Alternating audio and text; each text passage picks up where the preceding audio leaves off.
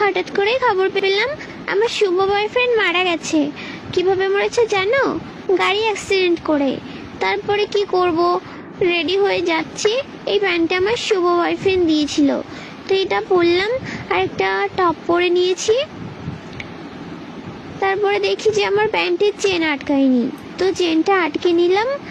তারপরে আমি যদি কালো হয়ে যাই তারপরে তো আমার আর কোনো বয়ফ্রেন্ড থাকবে না, তার জন্য আমি এই শার্টটা পরে নিয়েছি, কারণ আমার বয়ফ্রেন্ড এখন নেই, মারা গেছে। এখন তো আমরা আরেকটা পটাতে হবে, তাই।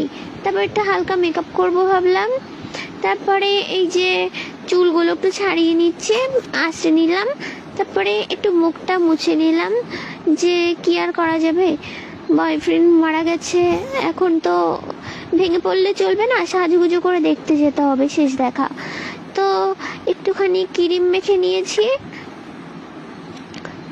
কি করব, মন খারাপ লাগলেও কিছু করার নেই। এখন একটু মুখে মেকআপ করব, এটাকে কি বলে জানি না, তো মেখে নিলাম।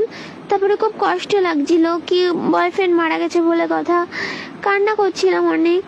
তারপরে একটু লিপস্টিক পরে নিলাম। আমার ভাই শুনে বুঝতেই তো পারছো আমি অনেক কান্না করেছি। তারপরে একটু কাজল পরে নিয়েছি। শেষ দেখা দেখতে যাব, একটু সাজুগুজু না করলেও নয়। তো আমার শুভ বয়ফ্রেন্ডের দেওয়া ঘড়িটা পরে নিলাম। তারপর আমি রেডি হয়ে গেছি, এবার আমার শুভ বয়ফ্রেন্ড মারা গেছে সেখানে যাই। টাটা।